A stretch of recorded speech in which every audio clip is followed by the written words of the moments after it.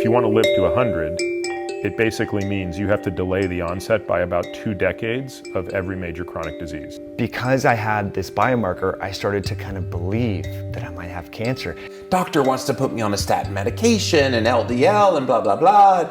And I'm like, okay, that was the science 50 years ago.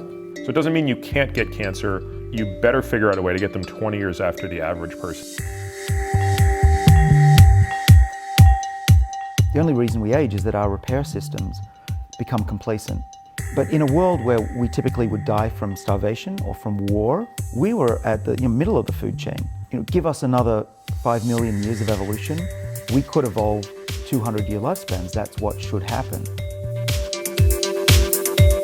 I don't really care so much as what you eat and how much. I want you eating at the same time every day, whatever that is. It's not just what you eat, it's when you eat that's important. Should I be fasting 3 days a month, 7 days every 3 months, 14 days once a year? There's no amount of money that would make it worth, not knowing the answer to that question. The instructions to be young are still in the cell somewhere. So anyone who says we've reached our maximum limit doesn't know what they're talking about. I would rather be poor, but know how to, live longer than have all the money in the world and lose my health. So aging actually has been worked on for about 5,000 years or more. And just in the last 20 years, we've come up with a set of hallmarks of aging. There are about 8 of them. And I think many of your viewers will know that there's telomere attrition, the ends of chromosomes get shorter, mitochondria, the power packs, we run out of energy as we get older. There's a list, a long laundry list.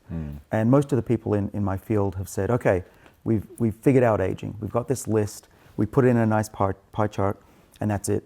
But what I'm saying is that why does all that stuff happen? It's not enough just to tick off what happens. You have to understand, is there an upstream cause of all of that? And so in my book, and in scientific papers we are now putting out for the scientific community to read as well, what we think is going on is that our bodies are losing essential information as we get older that drives many, if not all, of those hallmarks that we know exist.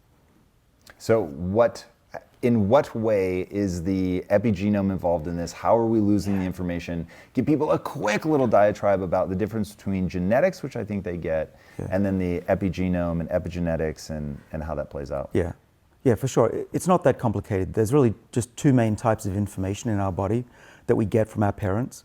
The first is genetic. We all know about DNA and the 4 letters, A, T, C, G. It's a long molecule in the cell, and it's a string of letters. That's digital. That's like the music that's on a DVD, those things we used to use to store movies. But there's another level of information that's above that in the cells, which is the reader of the information. That's called the epigenome. And that really is different because it's analog information, in the same way that records and cassette tapes. They sucked. They were terrible at storing information. But the problem is we have an analog version of information, the epigenome, which controls which genes in the string of DNA are turned on and off. So DNA isn't just flailing around like a string. It's actually packaged up around proteins we call histones. And it's like if you spool your hose in the garden, you loop it around and then you can put those loops into bigger structures. Then you get a chromosome which you can see, any high school student can see under a microscope. That chromatin structure, as we call it, is the epigenome. And so when the hose is looped tightly and spooled up, that's stopping genes from being read. So genes are off when they're compacted, but also if the cell needs to read certain genes, and a nerve cell needs to read the nerve cell genes, and the liver cell needs to read specifically the liver cell genes. And so they open those ones up, and now the cell can get access and read those. That's an analog system because it's varying all the time. It changes when you wake up, what you eat. So it is literally the amount that the DNA is unspooled and the place in which it is unspooled so that it can be read. Right, and that's what determines the cell's function and identity, which when we're born, we're 26 billion cells. Each one of those cells knows what it is and what it has to be 80 years later, it and its descendants. And over time, what I'm saying is aging is caused because cells lose their packaging, and then eventually cells lose their identity. Disease ensues, cells check out, they become zombie-like, and then senescence, right? Senescence, and then our organs fail, and we die. You know, if you had grandkids or great-grandkids and you couldn't play with them, or you couldn't tie your shoe. I mean, we actually use tying a shoe as one of the metrics to evaluate sort of flexibility and certain physical performance. So most people our age don't think of tying their shoe as a physical performance. Right. And yet when you would start to lose those things, I think you'd have a radically different view of, you know, what am I doing? But how do you get there and look, perform, and feel like the way we imagine a 60-year-old today, a fit 60-year-old? Because I know some 60-year-olds that are just amazing, right? What we've discovered over the last 20 years is there are certain types of enzymes that help package the DNA and help with the DNA repair. These are the ones that are doing the ping pong game. And without those, we're screwed. We basically will age more rapidly. Conversely, what's really exciting is we've discovered that you can make them more active to make sure the DNA is packaged correctly and the repair is very efficient. And there are ways you can do that: exercise, dieting, being hungry. They allow these enzymes that control our body and make us healthier. They make those enzymes much more active. So instead of a Pac-Man doing this, you exercise, you diet, take a molecule that we work on, and it'll go around and fix everything much more efficiently and keep you younger for longer, we think. How do you make the body feel like it's under threat? Adversity. So one is run a lot, or at least become out of breath. You know, a few times a week, your body will say, "Oh man, we had to outpace one of those saber-toothed cats again." Got to build up the body. The other is to be hungry, either a couple of times a week or every day. You know, skip a meal or two, and then your body will turn on these sirtuins, make more of that fuel, NAD, for the enzymes, and we think that's what's in part responsible for the health benefits of those lifestyle choices. The only reason we age is that our repair systems become complacent. You mentioned that what is beneficial for you when you're young comes back to bite you when you're old. What we think is that these repair systems are very good when we're young.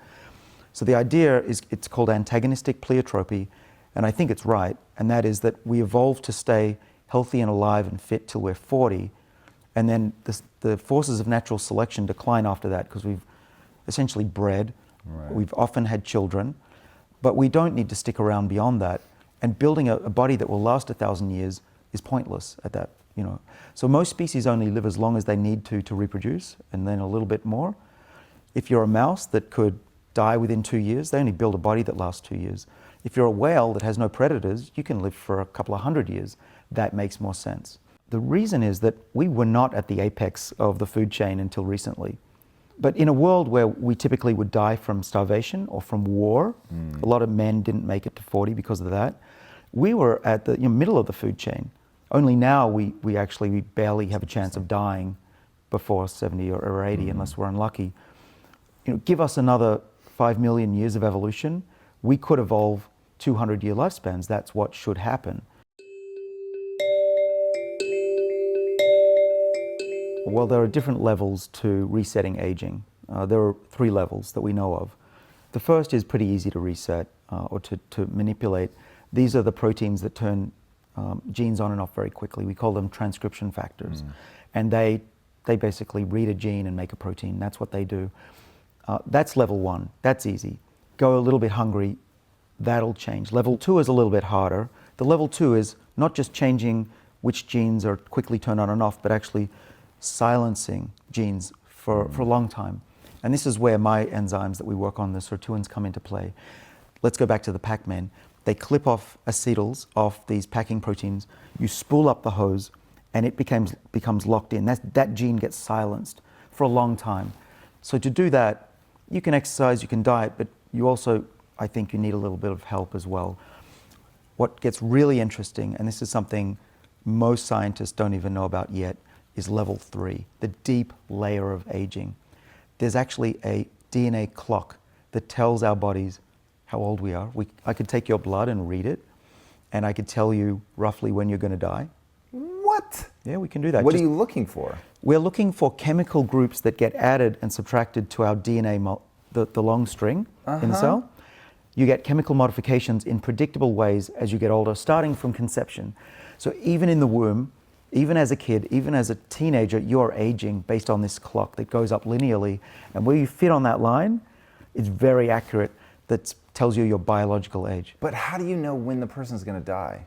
Is that just based on just draw a straight actuarial line. tables? Is it actuarial tables? Oh, the average human lifespan is 86, and is that what you mean? Or could you see something specific in my line that would say, ooh, you're headed for 68, sorry.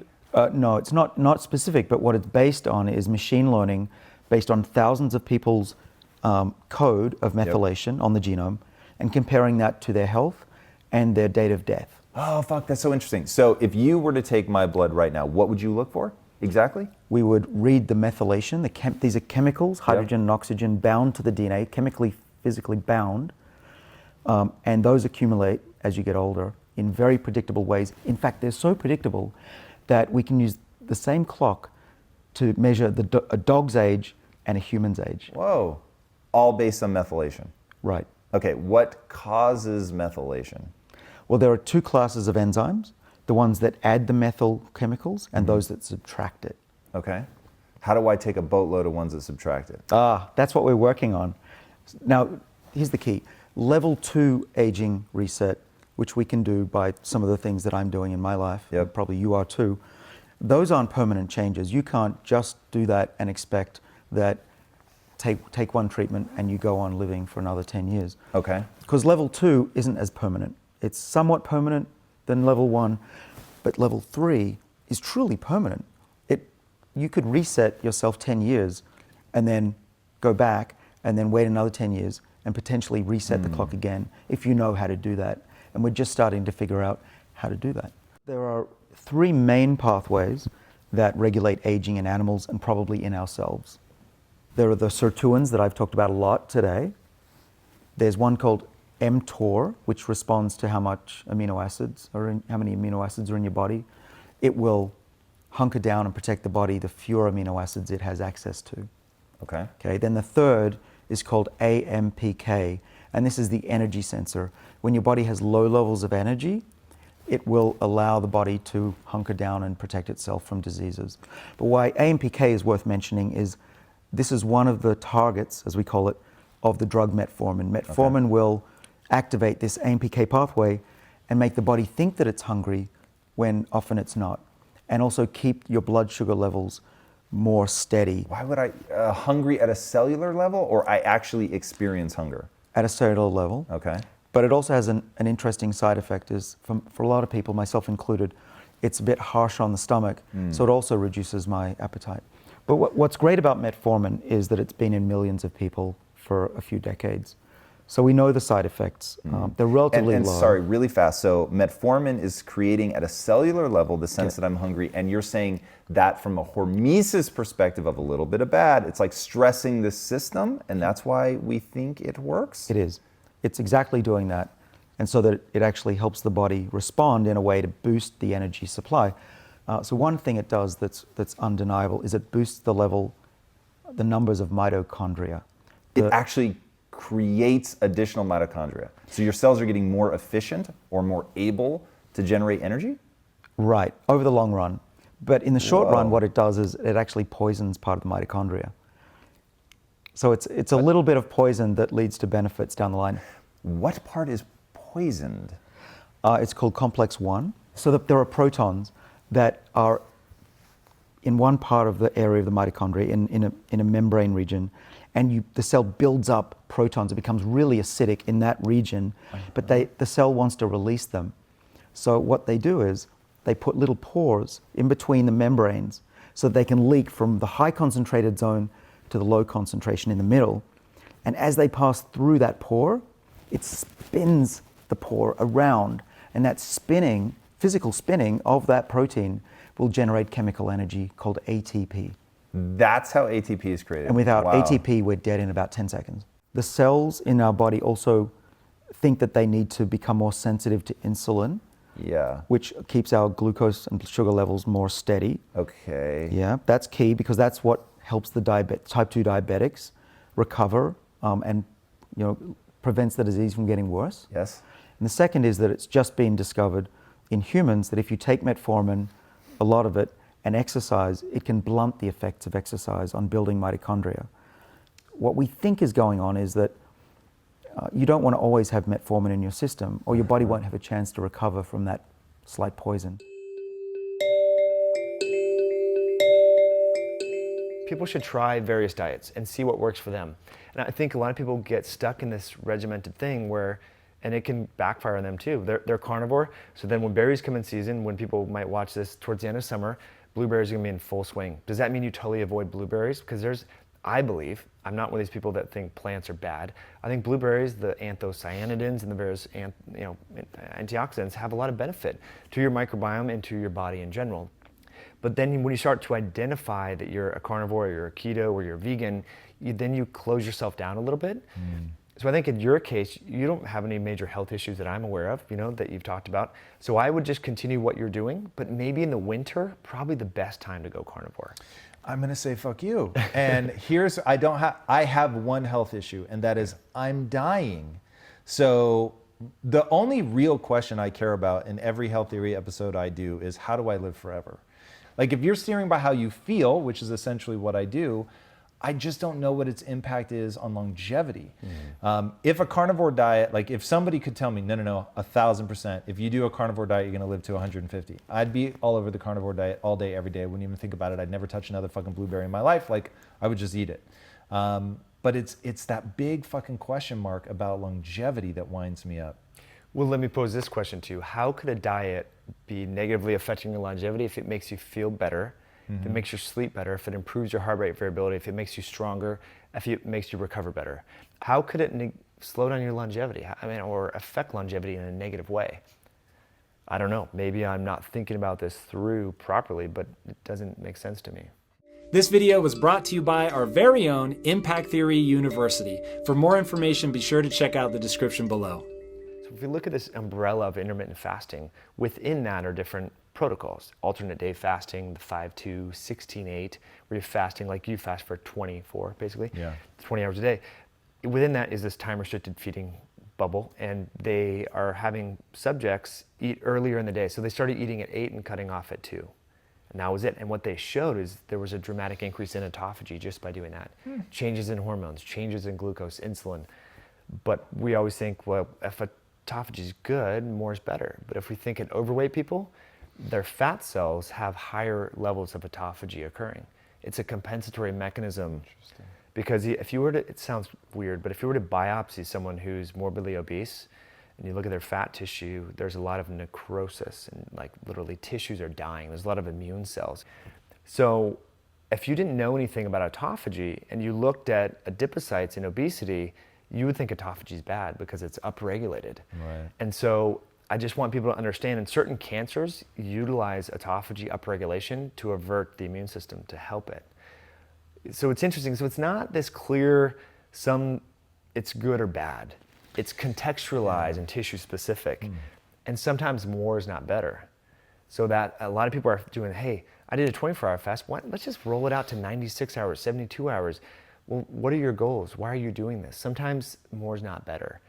And when isn't it better? Because so if I knew, for instance, that fasting 100% would keep you cancer-free, but you have to do, let's say, a 14-day fast, I would do it. I would do it every year.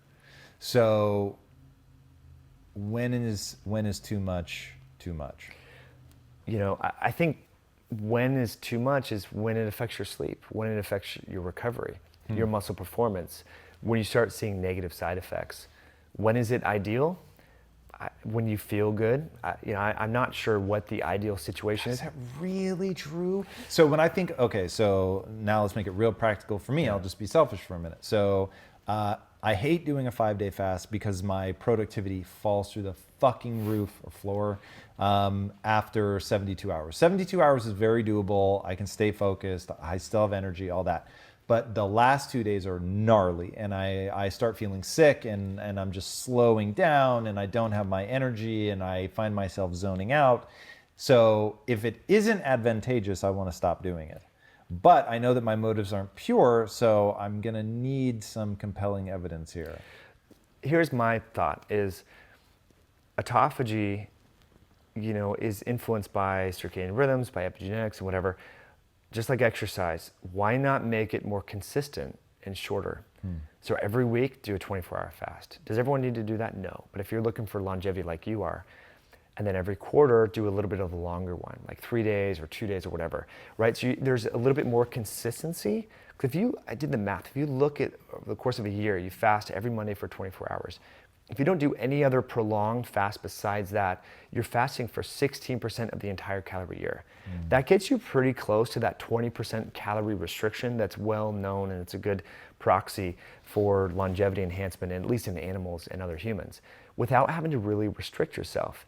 Anything else above that, in my eyes, is just bonus. So if you do a 3-day fast or a 4-day fast every 6 months, that's just icing on the cake, and that can get you closer to that 20%. Let's be clear, nobody knows what the perfect diet is, even when it comes to fasting. It's all largely based on rodent studies. So what I can tell you about the rodent studies, which I'm very familiar with, is that if you take a rodent and reduce its calories by 25% for its whole life, it will live longer, 30%, but it'll be really miserable and aggressive.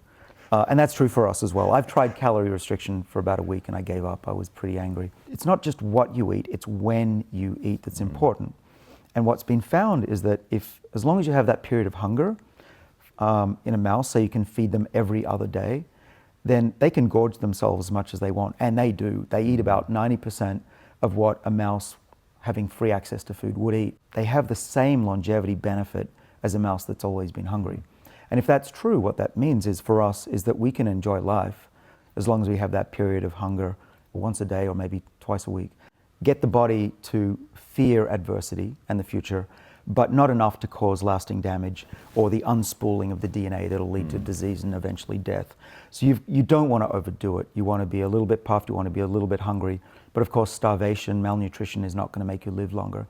So it's a fine line, and what we've learned from many animal studies and increasing numbers of clinical trials in humans is that you want to pulse it, let the body recover, not constant. We used to make animals go hungry all their lives, and it worked, but it actually works better if you let them recover, and I think that's the secret. Short-term discomfort of not eating for 5 days, once, twice, 4, 5 times a year, going through a cycle like that, I think that the short-term inconvenience of that is trivial compared to the potential benefit of a true fast, a water-only fast for some period of time. And I still don't know what that minimum is. I think it's probably a minimum of 3 days are necessary to start to get some of the real benefits of autophagy, mitophagy, and things like that. But what's the difference between autophagy and mitophagy? Autophagy is the cell eating itself, and mitophagy specifically is the recycling of the mitochondria. Okay.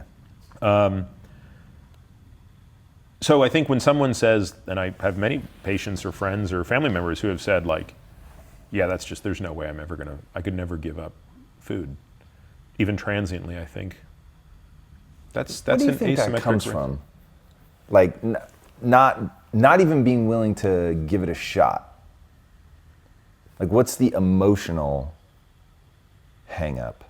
It's because you used to be literally the epitome of the robotic eater, just insanely strict. And you said about 3 years ago, you were like, nope, not doing that anymore. And I think, to quote you exactly, I no longer have the intestinal fortitude to eat like a robot. So there was something in you that it no longer was worth it. Yeah, that became much harder than what I do today, which is, so back then, I wasn't doing any time-restricted feeding. I wasn't doing any fasting. It was a pure form of dietary restriction. So my sort of mental model for nutrition is everybody is starting out on one side eating the standard American diet, abbreviated as SAD, which is an appropriate abbreviation. And the thing I always tell patients on day one is like, look, the good news is you can't get any worse than this. The only thing, if you're starting at the SAD, the only thing you can do to make it worse is eat more of the SAD. Right. But it's like the standard American diet, and I don't believe this was deliberate, right? I don't think there's a conspiracy theory here, but just through a lot of bad luck, has arrived at the absolute worst combination of macronutrients you could possibly imagine. Like, you couldn't come up with a way to confuse someone's metabolism than to combine fats and carbohydrates in the ratios that they are combined in most of the foods that we would eat by default if we were left to our druthers. So from there, I say, look, there's kind of 2 introductory moves, which are not mutually exclusive, but you can pick one or the other. The first is time-restricted feeding, where now you don't limit what you eat, you just limit when you eat it. And then the second is dietary restriction. You don't restrict when you eat, you don't restrict how much you eat, which you also don't restrict in time restricted feeding, but you restrict certain elements of what you eat.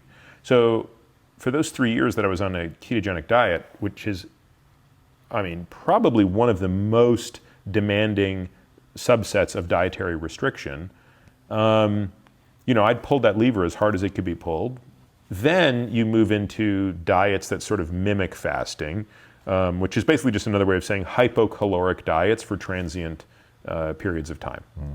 And then ultimately, even beyond that is fasting, just water only, also for limited periods of time. Nowhere in there do I include constant caloric restriction. So, reducing by 20, 30% your energy intake indefinitely. I think the data are pretty clear that that is not a winning strategy. There's something about the cycling into and out of catabolic versus anabolic state. You're basically clearing house, right? You're sort of getting the cells that are themselves defective, and hopefully the ones with the most effective mitochondria. We'd love to target those the most for other reasons. What you want to see is the regrowth. When you refeed, you want to see the selective repopulation of the better cells. The most robust experiments done on this in primates did not really suggest that as the diet got better, the benefits of caloric restriction got better. In other words, the worse the diet, the better the benefit of caloric restriction, which points us to this idea that dietary restriction should still always be some component of a healthy nutrition strategy. My interests are not remotely commercial. My interest is in just knowing what to do.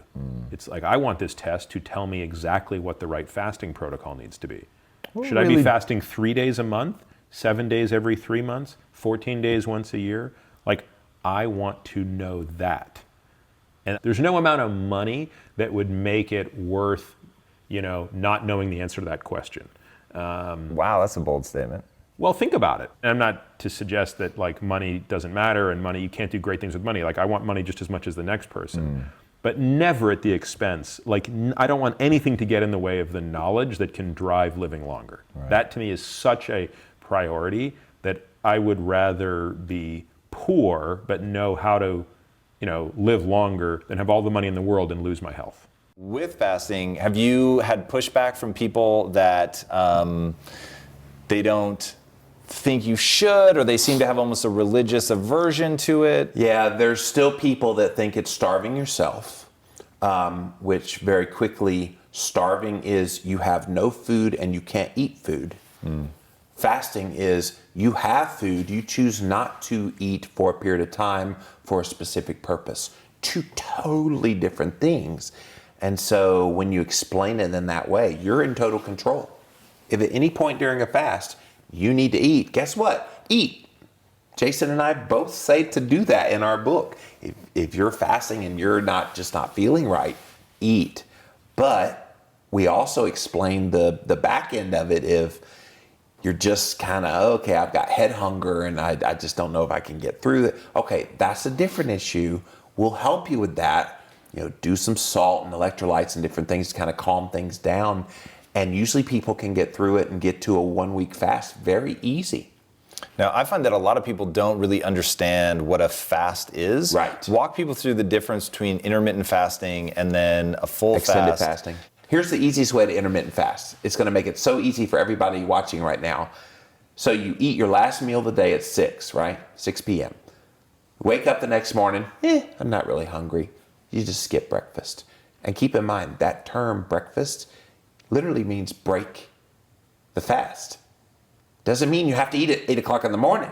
It just means you're breaking the fast. So why don't we push that break fast to noon? So if you do that, you go from 6 o'clock the night before to noon the next day. You just intermittent fasted for 18 hours and all you missed was one meal. Are you really going to miss that one meal? Most people not. Once you're keto adapted, very easily you will not. A lot of us have this ball and chain when it comes to food, right? We're just, we eat at breakfast, we eat lunch, and we take up so much of our mental bandwidth that can be used for productivity, for relationships, for self-development. But when I do interviews, when I interview other people, or when I'm being interviewed, I like to do it in a fasted state. Now, I didn't start doing that. It took me a while to get to the point where my ketone levels get to a point where I'm not feeling hypoglycemic and the symptoms of like low blood sugar affect me. But I don't really worry about because once you're fasted, for me personally, I don't start to get negative symptoms in terms of sleep issues and maybe constipation or whatever until day 3. So I'm cool going to 36 hours and not knowing, am I gonna have food or not? So it's just a way to clear the cobwebs, not have to worry about meal prep on Sunday. But the reason why I do it is I actually have a tumor biomarker that's elevated called alpha-fetoprotein. Interesting. That's why you started doing it? Well, that's why I'm fasting on a more prolonged basis. Every 20. Tell people why. Why do you think that and then tell us the exact protocol. Yeah. But give people a little bit of the background on the potential anti-cancer properties, what you've read. I'm super interested in this, so you can go as crazy as you want. Well, there's a lot of research. People talk about fasting, first of all, lowering glucose and insulin. And so obviously there's many different cancer subtypes, and cancer cells metastasize and they mutate and so forth. But a lot of research shows that cancer cells can utilize glucose and insulin to thrive. So getting rid of those growth factors. And insulin, I've not heard that. So the cancer cell can actually use insulin as what, a growth factor? Or? Yeah, it's a growth factor to kind of pivot their metabolism to a more glycolytic, so they're burning sugar instead of fats. And we'll get into autophagy in a minute, but insulin's involved in kind of amplifying mTOR, mechanistic target of rapamycin. I know you had Peter Attia on and you talked at length about this, but this is really the gas pedal for cellular growth. And so and I like to just pause right here and let people know I describe mTOR like a light switch in your home, right? It's not good or bad. It's the context that matters. Your light switch is great when you want to find something in the dark, but it can be bad if you're sleeping and someone turns it on. So that's where, every time we eat, even if it's a vegan meal or an animal-based meal, we're going to stimulate mTOR. So just wanted to throw that out there. It's not good or bad, it just is, and it's context. But getting back to your question about insulin, that could be the purported mechanism through which insulin may affect cancer growth is through mTOR activation, which just kind of fuels pro-growth pathways. Yeah, so getting back to it, glucose inhibition or lowering glucose down, lowering insulin, enhancing mitochondrial function. So a lot of people, I'm sure you've talked about this, if we envision our home being a cell, our home has different appliances, right? We have the refrigerator, the stovetop, the furnace. Inside each one of our cells, we have different appliances. They're called organelles. So they're little cells within cells, really, and our mitochondria play a key role in helping us burn fat for fuel, helping us think clearly, helping us move our muscles. And it seems that mitochondrial dysfunction is, an upstream event leading to various diseases, from mild cognitive impairment to blood sugar issues and low energy, fatigue, things like that, but certainly cancer as well. So we got the mitochondrial function, and then for me, enhancing autophagy. So as I said, I do lab work. I've been doing lab work like, comprehensive metabolic panels twice a year. And I started to have this GI pain, and I could not figure out where it was coming from. And it was just like persistent. So after 3 months, this was back in 2015, I started to do some research on the internet. And I'm like, maybe I could have cancer. Maybe I could have something. And I started to look, and since it was in this region, I was looking for gastrointestinal biomarkers. So I measured those. And there was this one test called alpha-fetoprotein, which is high in people that have hepatitis or hepatocellular carcinoma, which is a metastasis of the liver. So I ran it, and the normal range is 0 to 8, and mine was 80. Whoa. So anytime you have a weird biomarker, just retest, because it could just be part of the lab. So I retested it, and it was 79. And then I was freaking out, like, dude, because I have a little girl at home, so I was nervous, right? You're nervous because that's indicative of having this liver cancer? Exactly. Okay. So because I had this biomarker, I started to kind of believe that I might have cancer.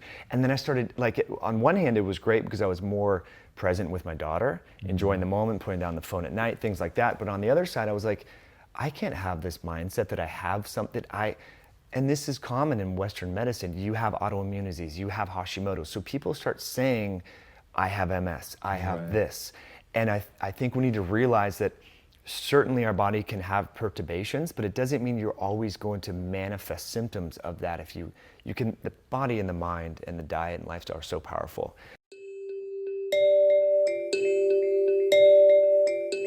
So far, my exploration into this topic has suggested a couple of things. So One is we do tend to disproportionately load joints over muscles.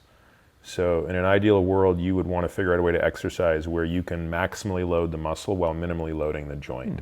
So there is a lot of joint failure that becomes problematic. I mean, and I'm separating the obvious, which is there's just too many people who aren't exercising enough or correctly at all. Right. And so they're just sort of withering away. But if you come at this through the lens of, okay, well, what if we're dealing with a subset of people who are committed to figuring out how can they exercise best?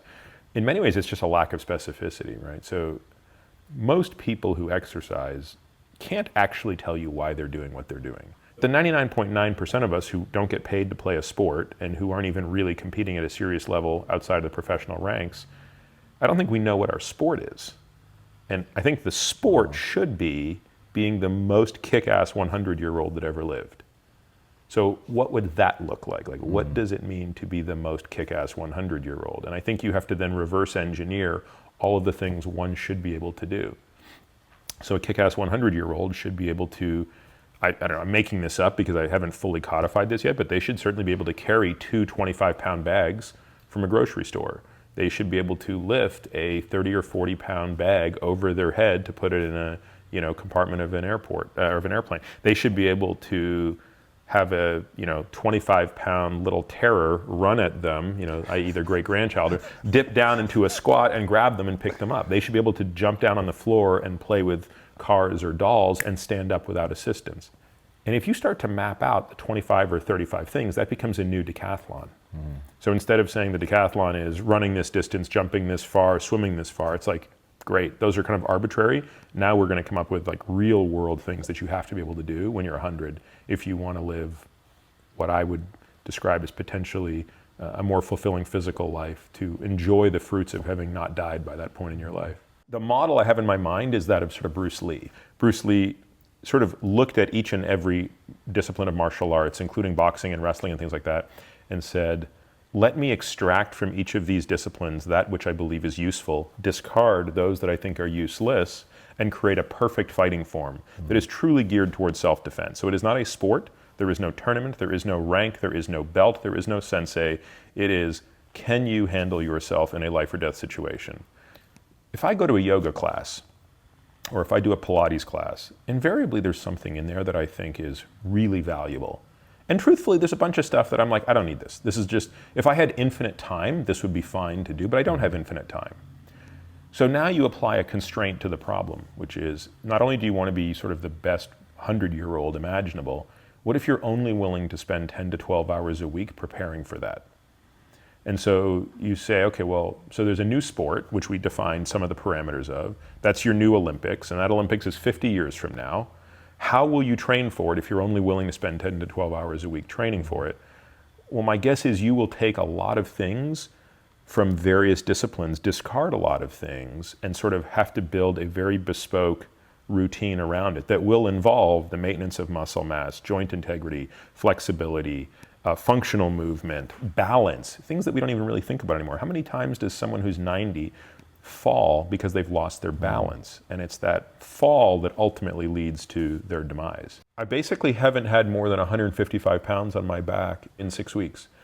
But by changing the form of what I'm doing and making everything a single leg movement, so a lot of curtsy squats, lateral lunges, incredibly strict lunges where you are so specifically loading the front leg glute, I got to tell you, like I'm not, and then doing a lot of single leg body weight squats, but with meticulous form so that I'm fully loading the glute, not overloading the quad, which is my absolute common mistake. By doing these things, I don't feel like I've lost a step, but I absolutely know I'm loading myself less. Now the question is, does that matter? And I don't think I know the answer yet. So unfortunately, I feel like I'm still too early in this process to know what the finish line looks like. And there's other problems that we haven't even touched on, right? Like what VO2 max and what aerobic base are necessary as a minimum threshold? Yeah, talk to me about that, because I hate cardio. But it's one of those, if I have to have the kind of longevity, then so be it. And the term cardio is itself so confusing, right? Because even if you think of what is VO2 max, I mean, most people think, well, that's really a heart-lung issue. It's actually not. It's more of a muscle issue. Interesting. Because that's where the bottleneck is not in how much oxygen can you get in your lungs. The bottleneck is how much can your muscles utilize. So when you look at, the winner of the Tour de France, or, the gold medalist in, cross-country skiing, or the person who wins the Boston Marathon, like when you look at the most extreme endurance athletes who have these very high VO2 maxes, what's unique about these people is their muscles, which is counterintuitive because they're usually very slender individuals. But their muscles are so efficient at aerobic metabolism that they are able to extract so much oxygen out of blood. When you and I, are at our maximum capacity, we're still breathing out, 80% of the oxygen we breathed in. So it's really not a gas exchange problem, it's a muscle problem. That said, VO2 max is a very specific energy system that probably gets a little more credit than it deserves. That's really only training one energy system. And I think if you ignore these other energy systems, you're sort of not fully optimizing around your performance. Translating that to this new sport, this 100-year-old kick-ass sport, I think it's just going to require a little more thought. I'm talking to orthopedic surgeons and saying, okay, talk to me about the injuries that are killing people. Because there's two types of orthopedic injuries that kill people. There's fast death and slow death. So fast death is patient falls and, within a day or so is dead from whatever the injury was. So they, break their femur, they have a fat embolism, they're dead. Or they fall and they hit their head and they, have a cerebrovascular accident and they're dead. But then there's also the slow deaths, right? And these ones are, to me, far less talked about, but in many ways more tragic. So one of my closest friends, his father died recently, 89 years old, complications of Alzheimer's disease. He'd been diagnosed 8 months before he died. So in some senses, you could say, well, the good news is he and his family were spared a lot of suffering because, he was diagnosed in January, he died in August. But when I went home for the funeral, I was sort of struck by how difficult it had been for him since he was 81. The two things he loved most in life, which were golf and tending to his yard, he couldn't do because of more chronic orthopedic injuries. So he spent the last decade of his life kind of watching TV. And to me, that's the thing we have to be able to avoid. And, for me, I don't know what it's going to be when I'm 100, but I know that today, if I had to start saying, if someone said, well, you can't drive a race car, and you can't shoot a bow and arrow, and you can't lift weights, it doesn't matter how heavy it is, right? But you can't do these movements, or you can't lay on the floor to play. If I had to give those things up, I'm not sure how much I'd want to kick around. And so talking to these orthopedic surgeons is giving me a real insight into where those failures are coming from. And the single most important insight I've gained from them is something you alluded to at the outset, which is just joint overload. So much of what we do is, even while trying to be good, meaning trying to exercise and all these things, is just disproportionately taking on risk. So I'll give you one silly example, right? A military press. Is there a time and a place for a military press? Absolutely. Does it have any role in my life? Absolutely not. Right? Why not? First of all, I don't need to load my spine in that way. And if I could get 80% of the benefit that I get out of a military press by doing loaded activities below my shoulder line, below my neck, and using more static loaded movements above, and that gives me 80% of the benefit at 20% of the risk, that's exactly the kind of compromise I'm willing to make.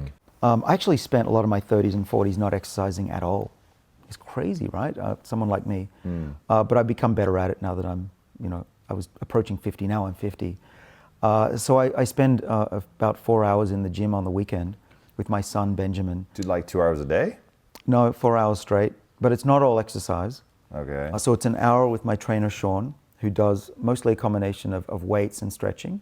Then it's another hour on my own with my son. We do some treadmill, some more stretching, and essentially just muck around doing stuff that's fun for him. And then we do some yoga downstairs in the gym, a little bit of relaxation. But the best fun part that I really love is at the end, we do a sauna, hot tub, cold bath, sauna, hot tub, cold bath for about an hour. Jesus. And I feel fantastic after that. Talk to me about that. So in your book, you go into cold exposure. You said you moved to Boston, it sucked coming from Australia, and you bundled up, and now you wish you hadn't. why cold exposure? Is cold and hot both necessary? What's the difference? Well, there are a few reasons. One is the high level view is that anything that stresses your body, puts it into a state of shock, is good in the long run. But a little bit of perceived adversity, being a little bit too hot, a little bit too cold, and especially the gradient between those two, which is why we jump from one to the other. The next point is that I've looked at the literature. And at first, when I was prompted by my publisher to look into this scientifically, they said, what about this cryotherapy? What do you think? And a couple of years ago, I had no idea that this was real. It sounded like bullshit to me. But I looked into it, and there are two important things. One is cryotherapy or cold exposure will build up what's called brown fat. We didn't know brown fat existed in humans until about 5 years ago. Typically, it's across your back and in other regions. You can see it with a PET scan, but otherwise it's pretty invisible. It just looks like fat. But brown fat's particularly healthy because it has a lot of mitochondria, and we think it also secretes little proteins that tell the rest of the body to be healthy. In what way to be healthy? We're not sure yet. We're not That's sure. interesting. But- Oh man, I want the answer to that question. But it certainly revs up your metabolism and will burn energy. If you're looking to stay lean, having a bit of brown fat is all good. So my friend Ray Cronus and I have written on this, and Andrew Bremer at the NIH. We call it the metabolic winter hypothesis. And essentially it's saying that in our lifestyles these days, we're always warm. I'm wearing this jacket. We sleep with the covers on. We turn up the heat. We never get exposed to cold unless we force ourselves to. And we think that that's possibly largely responsible, if not, maybe partly, perhaps largely responsible for the diabetic problem we have. What? Okay, so if you're cold at night, you're going to burn a lot more energy staying warm. Yes. Turn on your brown fat. Now that's going to keep people lean. If we bundle up and we eat the kind of diets that we see in the supermarket, that's going to be doubly bad for our bodies. Yeah. We're warm, we're not losing energy, and we're eating a lot more. I'm going to put you to the test for a second. So hiding behind the screen, door number one, is somebody, I'm not going to tell you anything about them. I'm not going to tell you if they're a man or woman, overweight, ripped, whatever. But you have to tell them how to eat for longevity and feeling good. How should they eat? I would say, Sally or Joe, look, I don't know what your health issues are. I don't know what you're experiencing, but we're going to get you off anything that comes in a box, bag, or a can. So no processed food. No processed food. I want you to go to a farmer that's within a 50-mile radius of you. Ask them what you can buy that's in season and buy the animal products that you feel comfortable consuming. I don't really care so much as what you eat and how much. I want you eating at the same time every day, whatever that is. So influencing the circadian rhythm. So there's a lot of new research studies where they're controlling how many calories. People are eating the same amount of calories, but if they force it into a confined window, it changes this mTOR expression. And not just a defined window, but the same defined window every day. You hit it on the head, exactly. So if you're going to intermittent fast, great. Then eat from, say, noon to 6 or 2 to 8. It doesn't matter, but just try to be consistent.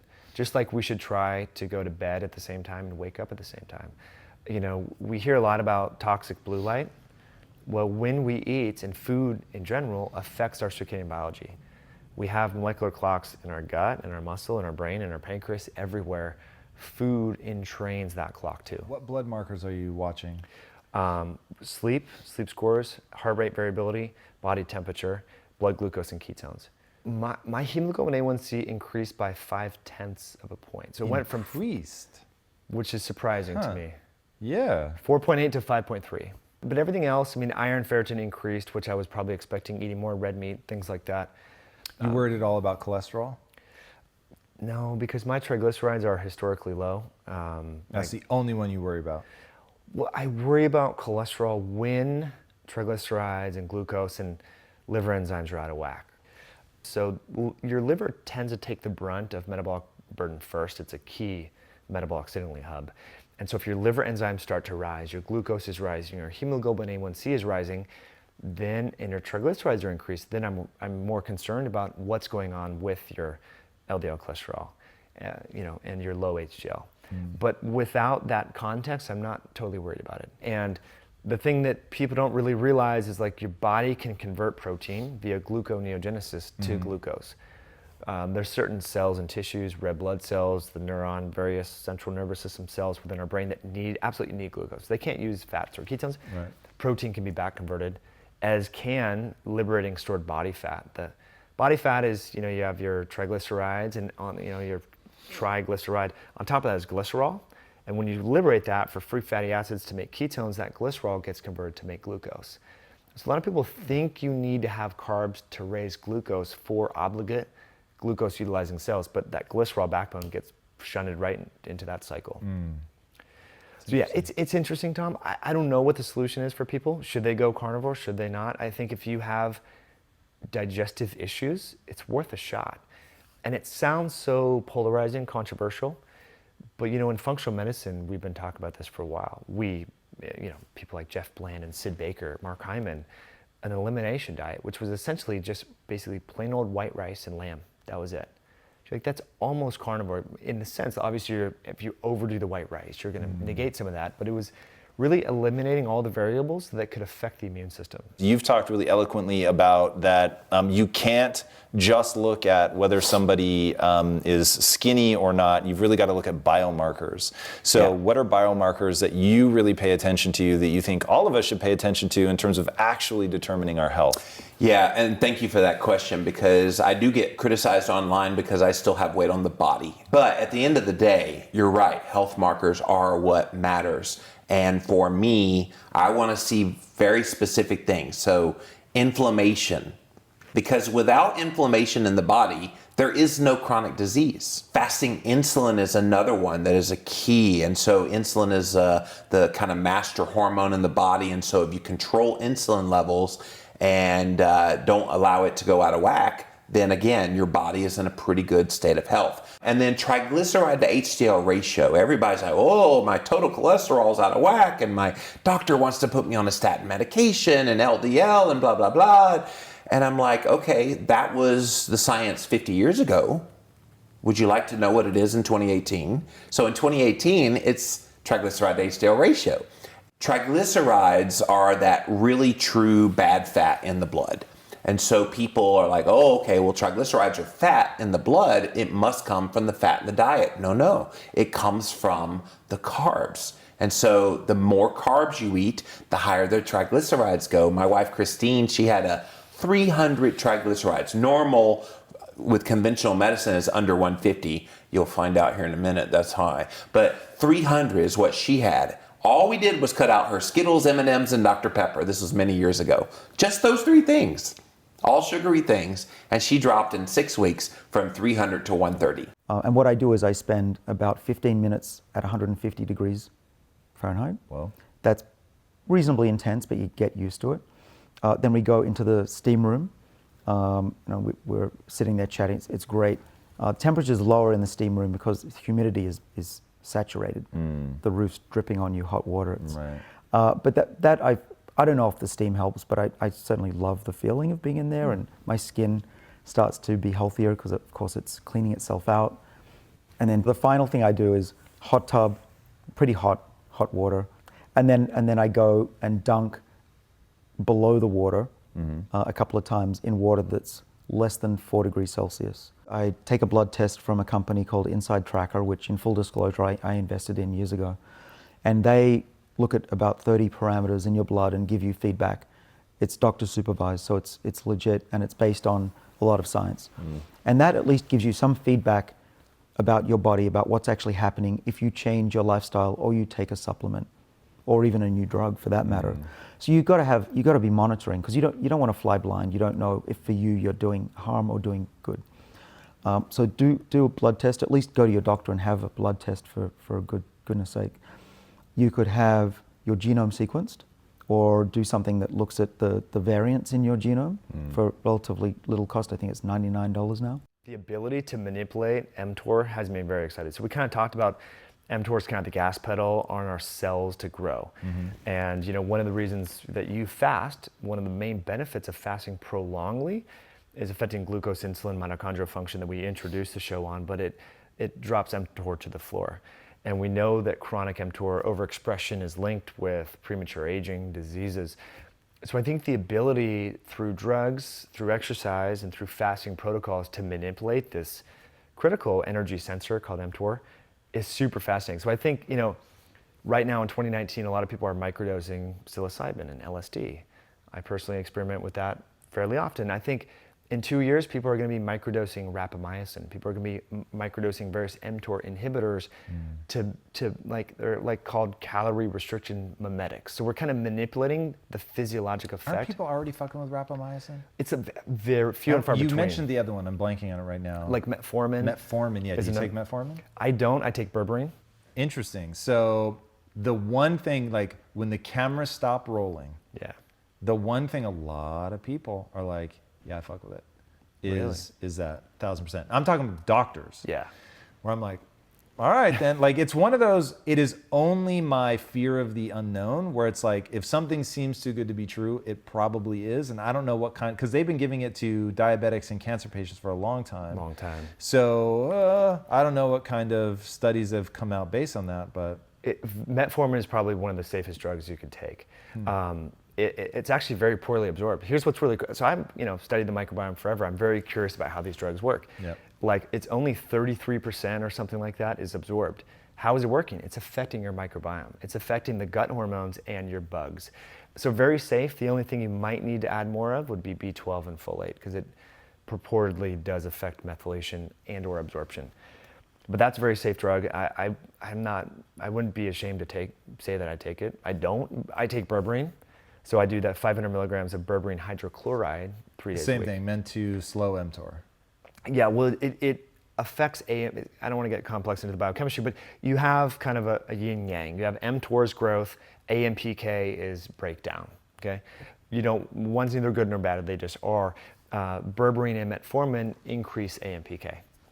AMPK is a switch, just like mTOR is a switch. They're different knobs. So it's breaking down what? Crap inside our cells. Okay, so this is a little bit like autophagy? AMPK and mTOR are the key cellular switches that ultimately guide autophagy and govern whether or not we're going to break down, aberrant proteins, dysfunctional proteins, aggregated proteins, dysfunctional organelles. We kind of talked about how our cells are like little homes inside our appliances. Yep. Those appliances become dysfunctional, and that's where autophagy, self-digest, comes in. And so you have a bad furnace, autophagy will help to clear that. A bad furnace in your cell would be a mitochondria, Golgi apparatus, endoplasmic reticulum. There's all these different compartments. It's even speculated that the ability to break down fat and glycogen, store glucose, is autophagy mediated. Even recovering from exercise. This is what's so cool. So when we feel sore after workout, how do you think our body recovers from that? It's via autophagy and breaking down those damaged proteins so that we can rebuild them so that they're stronger for our next workout. So I like to throw that in there because when people hear autophagy, they think fasting, but that's just one knob on this autophagy wheel. Exercise, there's a ton of data showing that exercise enhances autophagy because you're causing your body to dig deep and break down glycogen for that workout. We've been working for 10 years, as I said, accelerating the clock. We can drive that hand of the clock forwards now. We cut the DNA of the animal, let it heal, and in doing so, we distract those proteins from where they come from. So we're disturbing this survival circuit so much that we disrupt the spooling of the DNA. And what we got was an old mouse, by every account, based on histology, which is looking at the tissues, based on their physiology. They got gray, they got arthritis, they got heart disease even. And when we look at the molecular clock, that methylation clock, they were 50% older compared to they had more like clumps everywhere. Those methyl groups were added. To the DNA? Yes? Right. Okay. So we had given them heart disease and Alzheimer's or dementia, we'd given them all these diseases, but by measuring the clock, what we had actually done is give them aging. But that was the first step. That took 10 years. The last year, we've been asking, how do you get the hands to go backwards? That's a lot harder. But we were fortunate that the 2012 Nobel Prize was won for the ability to reverse that clock in cells. It's called, it was the prize awarded to Shinya Yamanaka, a Japanese fellow, very smart guy, and he found at least 4 genes that when you put into, say, skin cells of an adult, if you gave me your skin cells, I could go back to the lab and basically clone you. I could take your cells, make a stem cell pool, and I could grow you into a new little liver or a new little kidney. That's all easy, not easy, but it's doable. Wow. It's doable. What that tells us is that those 4 Yamanaka genes can reset age. If I can take someone who's in, like you, who's in their early 40s and make a new you, as we've done now for many species, dogs, cats, sheep, monkeys, those animals, we can reset the clock 100%, and those animals actually live a normal lifespan. That tells us that the instructions to be young are still in the cell somewhere, as though there's a backup hard drive that tells the epigenome, those spools, how to go back to be young again and get those methyl groups back to being young again. Not up here, but back there. For example, we are treating aging of the eye in mice. So we can take an old mouse, we deliver a virus, the AAV, into the eye. It's a tiny little prick. It's the same virus that's used to correct genetic deficiencies in the eye right now, FDA-approved drugs. So this isn't science fiction. This is out there in the world right now. We give it to the old mice. We give them an antibiotic called doxycycline. Okay, same thing you might take if you got Lyme disease. And that turns on these reprogramming factors, measure what happens to the eye, and those mice can see again like they were young. Imagine one day you could have every cell in your body able to be rejuvenated like that. You cut yourself, you break a bone, you lose your mind, you have a dementia.